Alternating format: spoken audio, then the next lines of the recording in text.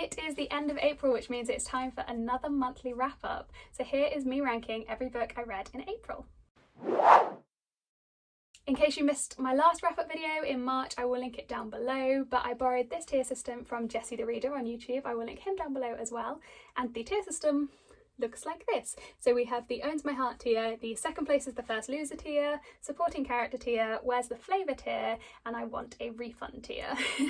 I just thought this was a more fun way to do a monthly wrap up basically, rather than just listing the books that I read and the ratings that I gave them. So let's get on with it.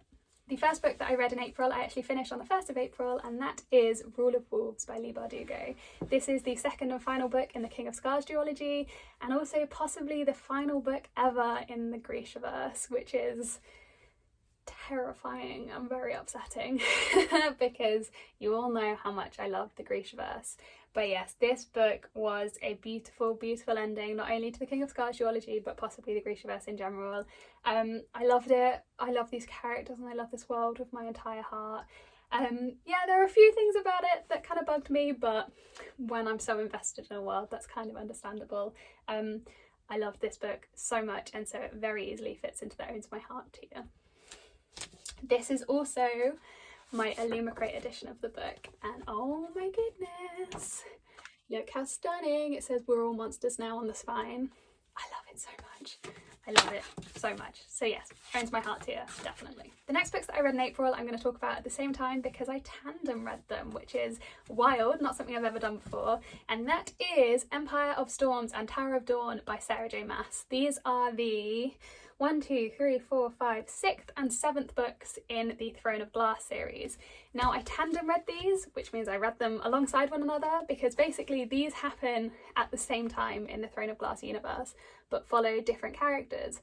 So someone, I will tag and link the links below because I can't find them off the top of my head, someone created a way to tandem read these, so literally chapter by chapter way to read these alongside one another, which was a very fun experience. To be honest, I was so down for the challenge. I love a challenge like that, and I had so much fun doing it. These books were insane. They were insane. Of course they were. It's Sarah J Maas, you know what she's like. Her plot twists and her character developments and just the utter drama of these books was insane. I loved them both very, very much. Neither had like proper 5-star feels to me. Currently my favourite book in the series is Queen of Shadows. I loved that. Is it Queen of Shadows? Yes, Queen of Shadows. I loved that one so very much. Neither of these two lived up to that one for me, but they were both still very, very good, and so they both fit into the second place is the First Loser tier. The fourth book that I read in April I actually received from the publishers, so thank you very much to Atlantic Books for sending me the proof copy of Everyone in This Room Will Someday Be Dead by Emily Austen. Now this book follows a woman called Gilda who is in her late 20s, she's kind of struggling, she doesn't really know what she's doing with her life, and she cannot stop thinking about death. It's a dark one, but it is very, very funny. Now, Gilda ends up working as a receptionist in a church, and it says here, it's not the most obvious job, she's queer and atheist for starters. Which I think kind of sums up this book quite nicely of how quirky and funny it is. This book is very similar, has very similar vibes to Eleanor Oliphant is Completely Fine, if you've read that, which I definitely recommend. I absolutely love Eleanor Oliphant. This one didn't quite hit me in the same way. I think it had the potential to, so it's a shame that it didn't. I think it just could have been a little bit longer. It's quite short, it's only 240 pages. I flew through it in just over a day. But yeah, I just wanted a little bit more detail. I wish the ending had been a bit more well developed. But yeah, as a standalone, it is very good. It's very funny. I laughed out loud quite a few times, but it is dark, so if you do want to read this book, definitely check the trigger warnings. It is released on, where does it say? Coming July 2021, soon. It's very good, but yeah, I just think it could have been more. I just wanted a bit more detail and a bit more to it, really. So yeah, this one fits in the supporting character tier / maybe Where's the Flavour tier. Sorry. The next book that I read in April was Vicious by B.e Schwab. This is my 7th B.e Schwab. 1, 2, 3, 4, 5, 6, 7. My 7th B.e Schwab, and it was one of my most anticipated reads for this year. I've owned it for a while and I've been looking forward to reading it for so long, and oh boy, did not disappoint. It was so good. It was just as dark and twisted and morally grey as I was hoping it would be. This book is about superheroes slash supervillains, two boys who were college roommates and end up as arch enemies. It is such a well-crafted, well-written book. Obviously, B.e Schwab's writing is fantastic. I don't know what else to say. I loved it so much. If you haven't read any of B.e Schwab's writing, I cannot recommend her enough. I think my favourite book of hers is The Invisible Life of Addie LaRue. I love that one so much. I listened to the audiobook of it last year and just fell in love. But yeah, I loved the characters in this one, especially Victor, the main narrator. He is such a good character to read about. I loved him so much. Also, I'm obsessed with this cover. It's possibly one of my favourite ever covers. I love it very much. So this book, I'm conflicted. I'm conflicted between the Owns My Heart tier and the Second Place is the First Loser tier. I'm conflicted. We'll let editing to Charlotte decide. So whatever comes up on the screen is the rating that I went with for this one.